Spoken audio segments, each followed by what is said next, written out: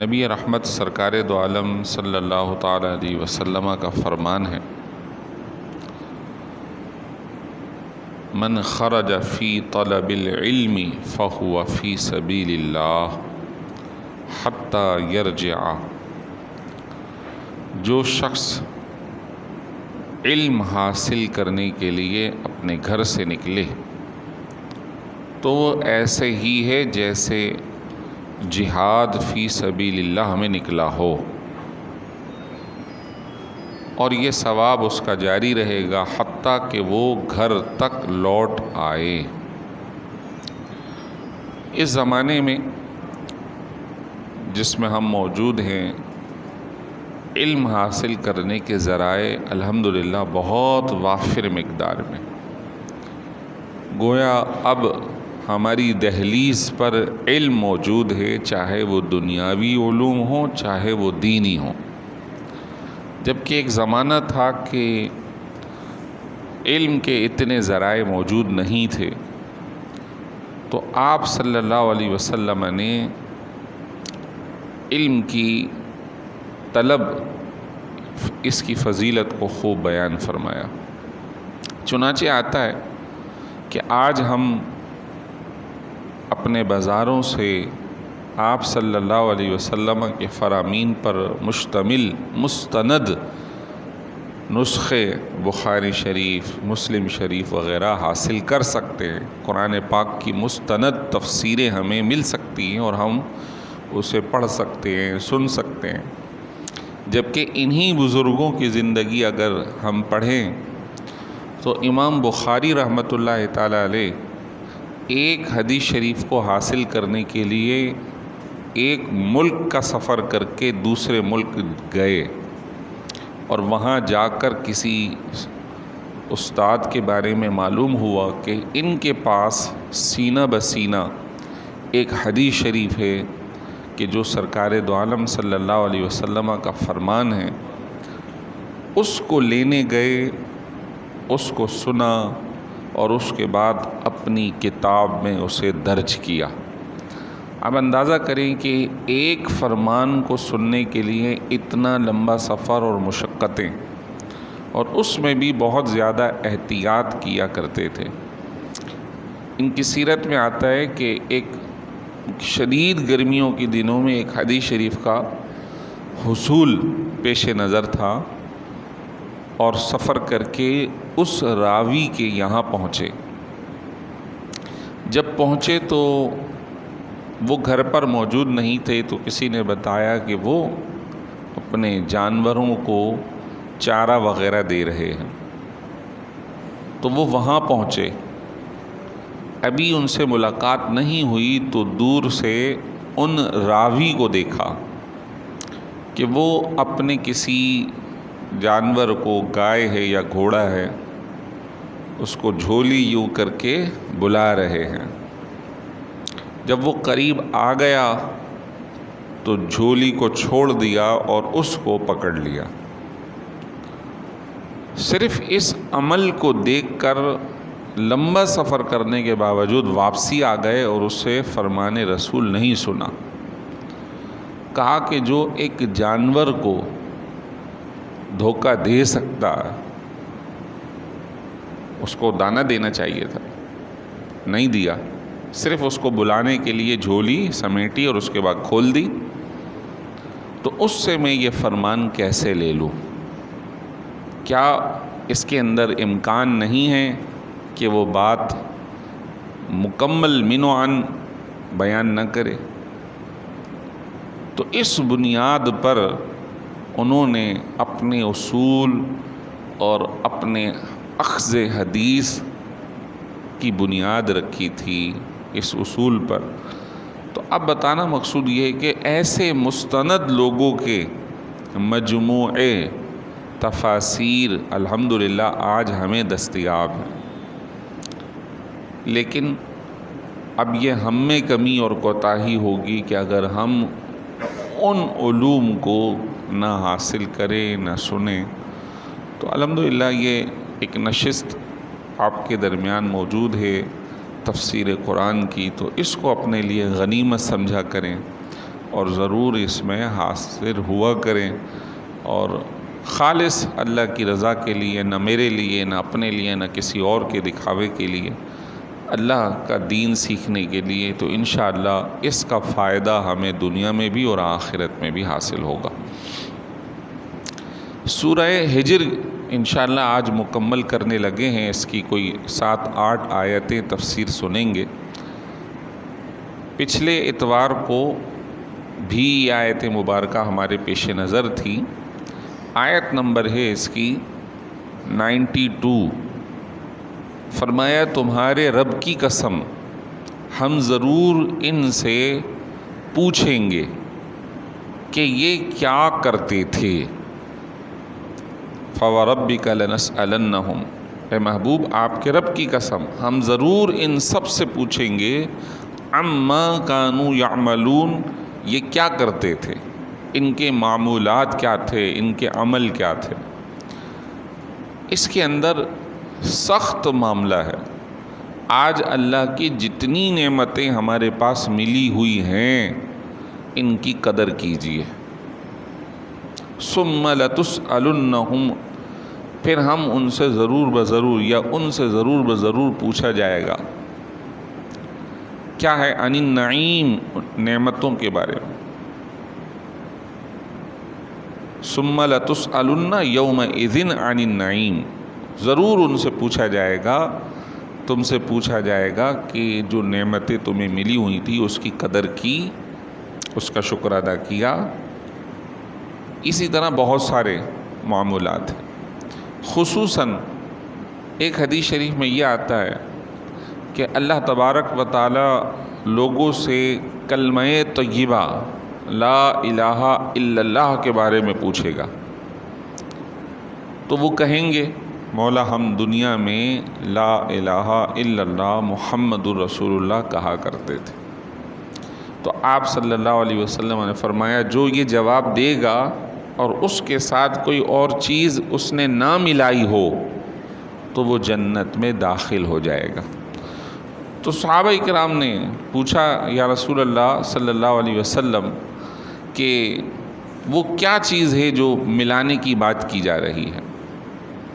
تو ارشاد فرمایا کہ توحید کے ساتھ دنیا کی حرص، دنیا کو جمع کرنا، دنیا کی وجہ سے منع کرنا، اگر اس نے نہ ملایا ہو تو وہ سیدھا جنت میں چلا جائے گا۔ اب کلمہ طیبہ تو الحمدللہ ہمارے پاس موجود ہے، اللہ تعالیٰ سے دعا ہے اللہ میں اسی پر قائم و دائم رکھے، لیکن یہ جو 3 باتیں حضور نے فرمائی ہیں یہ سمجھنے کی ہے کہ دنیا کی حرص، لالچ، جو حرص اور لالچ ہے یہ سب سے بڑی وجہ ہے ہمارے غلط کاموں میں مبتلا ہونے کی۔ آج جو حرص اور طمع ہے انسان کی وہ اس کی قبر تک اس کے ساتھ جا رہی ہے، اور جیسے جیسے عمر بڑھتی جاتی ہے یہ طلب ہماری اور مزید بڑھتی چلی جاتی ہے۔ یہی وجہ ہے کہ جن کو منصب عہدے ملتے ہیں وہ مزید دنیا طلبی کے اندر لگے ہوئے، اور پھر اس میں رشوت ہے، سود ہے، حرام خوری ہے، دھوکہ دہی ہے، یہ ساری چیزیں اسی کے اندر شامل ہو جاتی۔ دنیا کو جمع کرنا، جیسے کہ حدیث میں ارشاد فرمایا کہ اگر اسے ایک وادی مل جائے تو اس کی طلب دوسری کی شروع ہو جائے گی۔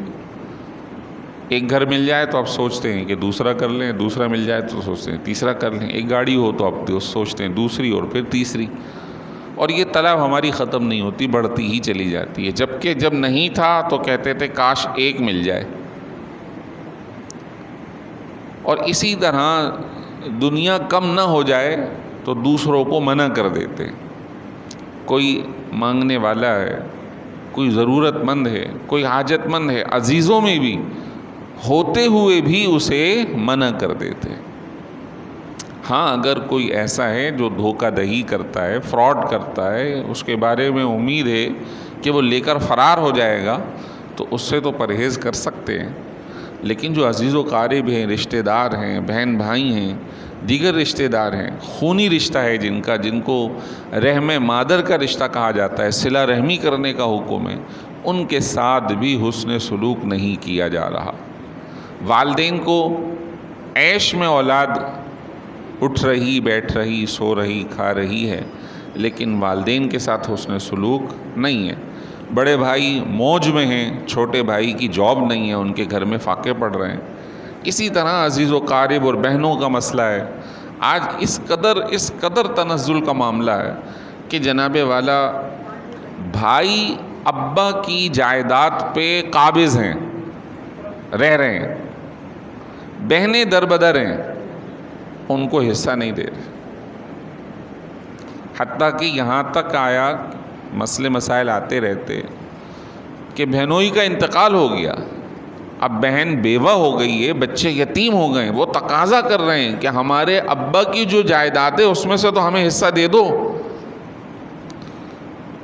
ان کو اس بیوہ کی فکر نہیں ہے، اس کو یہ فکر ہے ہم گھر بھیج دیں گے تو ہم کہاں جائیں گے، جبکہ اس کا حصہ دینا ان پر فرض ہے۔ یہ کوئی ان کا اپنا مال تھوڑی ہے، یہ تو ان کے ابا کا ہے۔ جس طرح تمہارا حق ہے اسی طرح اس کا بھی حق ہے، یہ اس کے باپ کی جائیداد ہے۔ تو دنیا کی وجہ سے دوسروں کو منع کر دینا، فرمایا جب تک یہ 3 چیزیں ملی ہوئی نہ ہوں اور وہ لا الہ الا اللہ کہہ لے تو وہ جنت میں چلا جائے گا، لیکن اگر یہ 3 چیزیں ہیں تو پھر یقیناً ارشاد فرمایا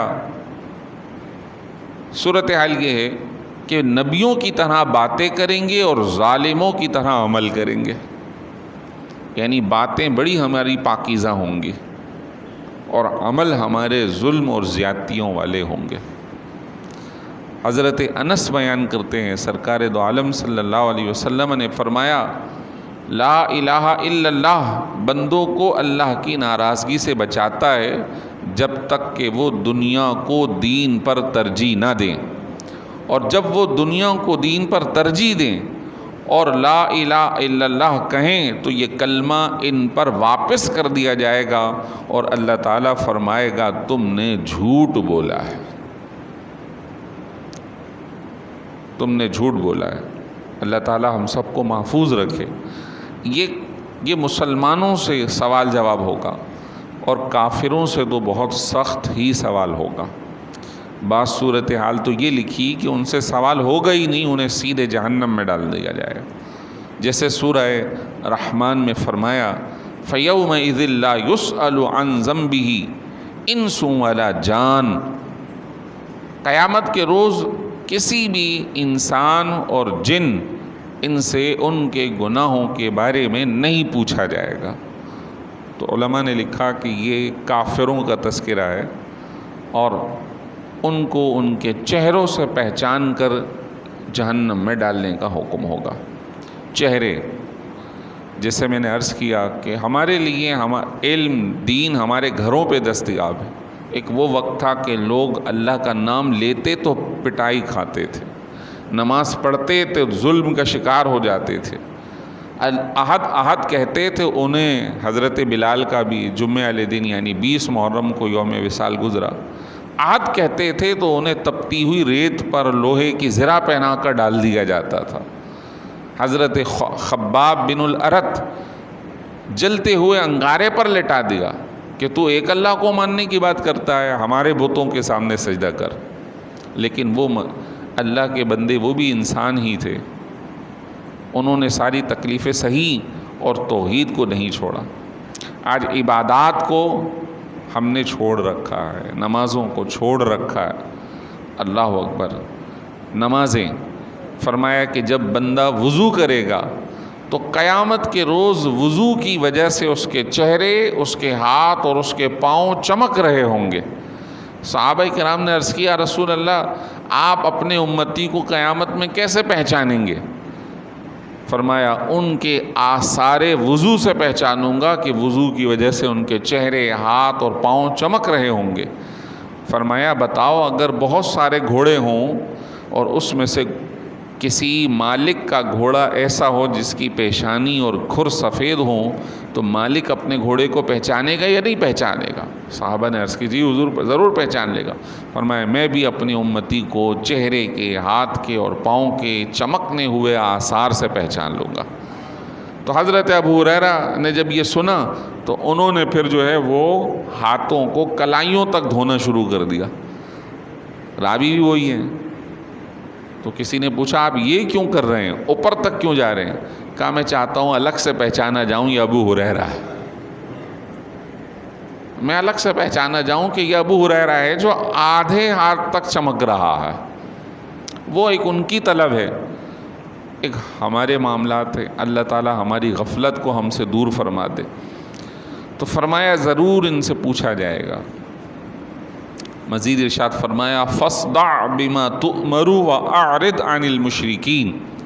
اے حبیب صلی اللہ علیہ وسلم, آپ کو جو حکم ہوا ہے آپ اسے علی الاعلان کہہ دیں.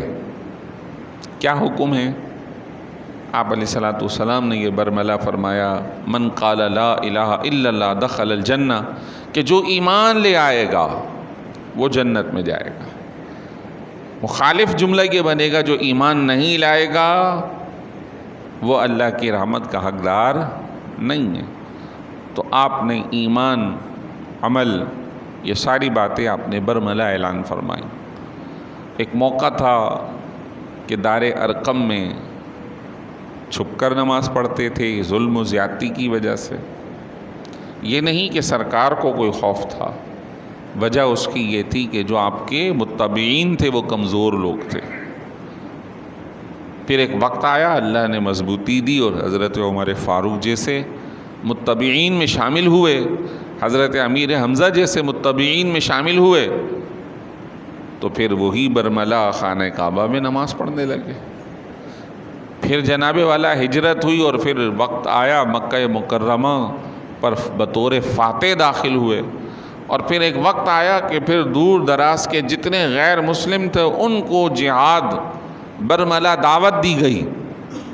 اگر تم مسلمان ہوتے ہو تو ٹھیک ہے, ورنہ ہم سے جہاد کے لیے تیار ہو جاؤ. تو عروج کا زمانہ ہے. فرمایا آپ کھل کر اعلان کیجئے وَأَعْرِضْ عَنِ الْمُشْرِكِينَ, اور مشرکوں سے منہ پھیریے, اعراض کیجئے, ان سے دور رہیے, ان کی طرف میلان نہ رکھیں. آج مسلمان تھوڑی سی جو خرابی ہمارے معاشرے میں آئی ہوئی ہے اس کا ایک اہم حصہ ہے کہ ہمارا میلان غیر مسلموں کی طرف ہے. کیوں ہے؟ ان کی ظاہری اخلاقی کیفیت کو دیکھ کر, ان کے ظاہری خوشحال رہنے کو دیکھ کر. لیکن اگر اندرون خانہ دیکھیں تو بہت ساری ایسی خرابیاں جس کا الحمدللہ مسلمانوں میں رواج نہیں ہے. ان کے یہاں زنا عام ہے. الحمدللہ اللہ نے ہمارے نسب برقرار رکھے ہوئے ہیں, ہمیں اللہ نے ان خرابیوں سے محفوظ رکھا ہے. ان کے یہاں حلال حرام کی تمیز نہیں ہے, اللہ نے ہمیں محفوظ رکھا ہوا. ان کے یہاں پاکی ناپاکی کی تمیز ختم ہو چکی ہے. وہ پیشاب پخانے کریں پہنچ کر چل پڑیں, اللہ نے ہمیں اس سے محفوظ رکھا. کھاتے ہوئے ہمیں اچھی غذا کھانے کا حکم ہے. کیڑے مکوڑوں سے ہم, اللہ کا شکر ہے, ہم محفوظ ہیں. اندرون خانہ ظاہر میں بڑے وہ پاکیزہ نظر آتے ہیں, اندرون خانہ ان کے یہاں اور بہت ساری خرابیاں ایسی ہیں کہ جس کی کوئی حد نہیں. سب سے بڑا ان کے اندر کینہ مسلمانوں کے خلاف, اور ان کی سازشیں ختم نہیں ہوتی. اور اللہ تعالیٰ نے یہ بات برملا قرآن میں فرمائی ہے, یا ایھا الذین آمنوا لا تتخذوا بطانۃ من دونکم لا یألونکم خبالا. اے مسلمانوں, ان کو اپنا رازدان مت بنانا, یہ تمہارا برا چاہنے میں ذرہ برابر بھی غفلت اور سستی کا شکار نہیں ہوں گے. غفلت نہیں کریں گے, فوراً تمہارے خلاف چال چلیں گے. بہت ساری خرابیاں اللہ نے بیان فرمائی. خود اللہ نے فرمایا اکالون للسحت, حرام خور ہیں یہ لوگ. اللہ نے بہت ساری چیزوں سے بچایا. اس کے ساتھ ساتھ اب دوسری جو ہمارے میلان کی وجہ ہے وہ یہ ہے کہ ہمارے سرکردہ لوگ وہ اچھے نہیں ہیں اپنے اخلاقی اور معاملات کے اندر. تو ہمارے جو عام مسلمان ہیں وہ کہتے ہیں یار ان سے اچھے تو وہ ہیں. نہیں, اچھے تو مسلمان ہی ہیں, ہمیں ان خراب لوگوں کو آئیڈیل نہیں بنانا، ہمیں آئیڈیل اپنے بزرگوں کو بنانا چاہیے، صالحین کو بنانا چاہیے، صحابہ کرام، تابعین، صوفیاء کرام کو آئیڈیل بنانا چاہیے۔ جب ہم ان کی سیرت پیش نظر رکھیں گے تو ہم کہیں گے نہیں، مسلمان ہی اچھے، مسلمان ہی بہتر ہیں۔ اور ایسے ہمارے حکمران ہیں، ہمارے صوفیاء بزرگ، علماء، صاحب عمل لوگ موجود ہیں، آج بھی موجود ہیں، اور پرانے ہمارے گزر بھی چکے ہیں۔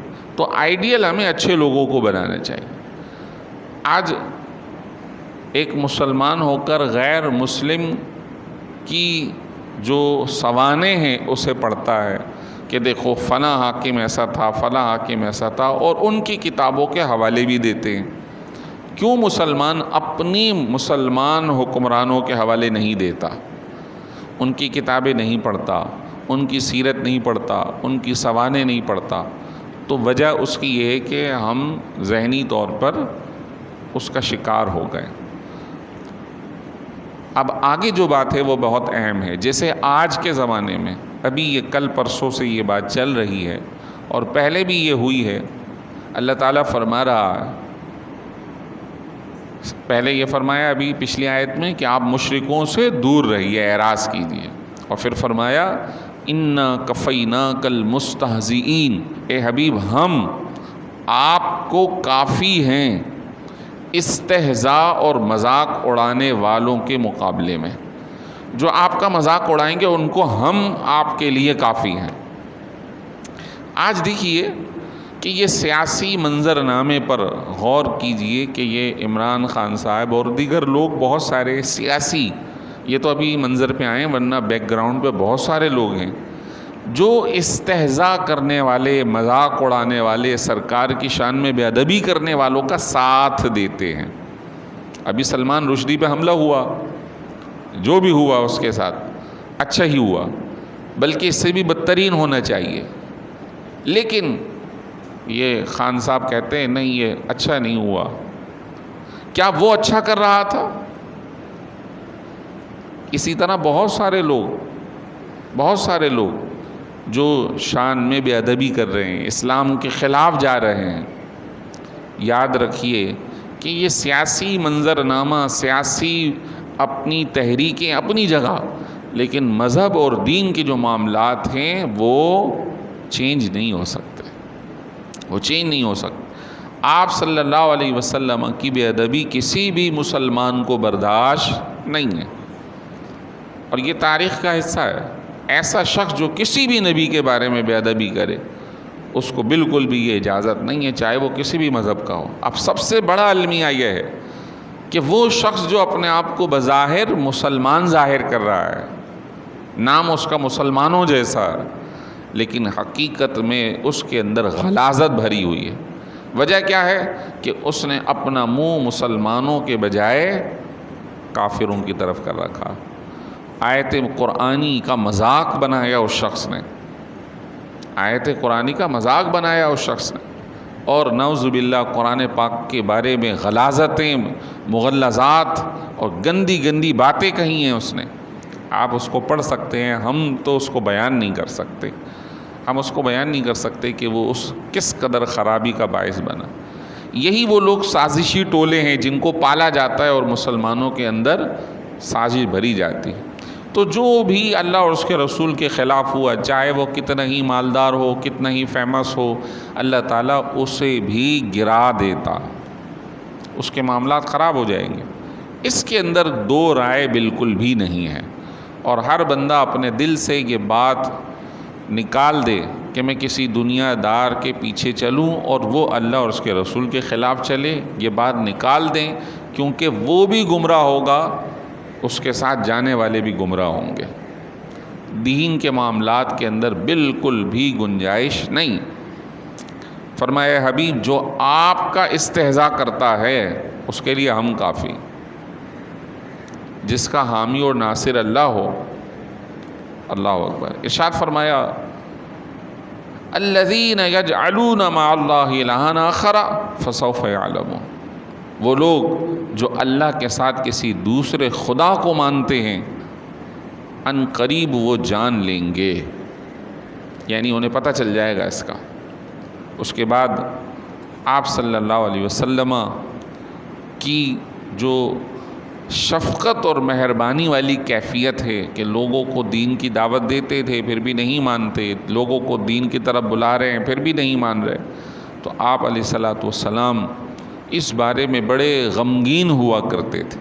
تو ارشاد فرمایا وَلَقَدْ نَعْلَمُ، اے حبیب ہم جانتے ہیں، أَنَّكَ يَضِيقُ صَدْرُكَ بِمَا يَقُولُونَ، آپ کا سینہ تنگ ہو رہا ہے جو یہ کہہ رہے ہیں، آپ کو اس سے تکلیف ہو رہی ہے جو یہ کہہ رہے ہیں، ہم اس کو جانتے ہیں، لیکن اے حبیب فَسَبِّحْ بِحَمْدِ رَبِّكَ، آپ اپنے رب کی حمد و ثنا کیجئے، وَقُم مِّنَ السَّاجِدِينَ، سجدے والوں میں سے ہو جائیے، وَاعْبُدْ رَبَّكَ، اپنے رب کی عبادت کیجئے، حَتَّى يَأْتِيَكَ الْيَقِينُ، حتیٰ کہ آپ کے وصال کا وقت آ جائے، آپ کو اجل آ جائے، آپ انہی کاموں کو جاری رکھیے۔ دو تین باتیں ان تین آیتوں کے اندر آپ علیہ الصلوۃ والسلام کو ان بد مذہبوں اور بد باطنوں کے بارے میں فرمایا کہ آپ اپنا کام جاری رکھیں، دل تنگ نہ رکھیں۔ لیکن یہ آیت بظاہر اس کو ظاہر کر رہی ہے کہ جو بد مذہبیت کر رہا ہے، گستاخی کر رہا ہے، اسے رہنے دو، اپنی عبادت کرتے رہو۔ تو اس کو میں واضح کروں کہ یہ صورت ہے مکہ مکرمہ کی، اس وقت تک جہاد کا حکم نہیں تھا۔ جب مدینہ شریف گئے نا تو پھر کسی بد باطن کو کہنے کی اجازت نہیں تھی، اس کے خلاف حکم تھا کہ اس کے خلاف جنگ کرو۔ یہاں حکم تھا کہ ابھی حالات سازگار نہیں مسلمانوں کے، تو آپ اس طرف ہجرت کر جائیں، اپنی عبادت میں لگے رہیں۔ آج اگر کوئی یہ کہے کہ یار کوئی بھی بد مذہبیت کر رہا ہے، گستاخی کر رہا ہے تو اس کو کرنے دو، تو میں تسبیح شروع کر دیتا ہوں، میں نمازیں پڑھ لیتا ہوں، میں کونے میں بیٹھ جاتا ہوں، تو یہ مناسب نہیں ہے۔ بلکہ ہونا یہ چاہیے صحابہ کرام کی طرح کہ جو سرکار کی شان میں بے ادبی کرے اس کے خلاف ہمیں ایکشن لینا چاہیے۔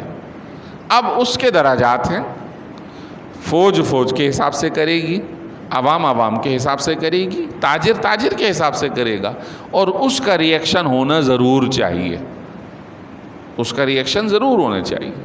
ایسا نہیں ہے کہ دل میں ذرہ برابر بھی آپ اس چیز کو برا نہ سمجھے اور کہیں نہیں اگر وہ گستاخی کر رہا ہے تو ہمیں چاہیے ہم تسبیح زیادہ پڑھیں۔ اچھی بات ہے تسبیح پڑھیں، لیکن اس موقع پہ تسبیح کا موقع نہیں ہے۔ اگر یہی ہوتا تو پھر مدینہ منورہ میں سارے لوگ تسبیح پڑھ رہے ہوتے بیٹھ کر۔ تو مسلمانوں کو اس بارے میں اپنے ذہن کو کشادہ رکھنا چاہیے۔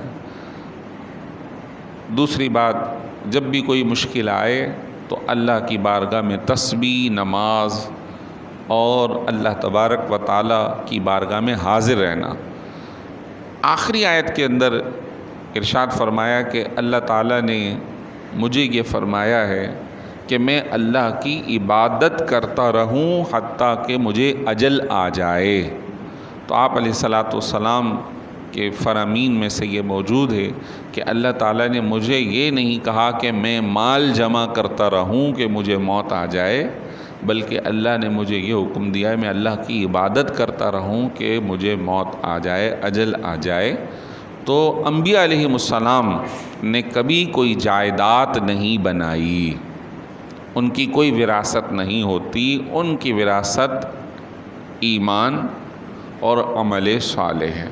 اللہ تعالی ہمیں بھی یہ وراثت عطا فرمائے۔ وآخر دعوانا الحمد للہ رب العالمین۔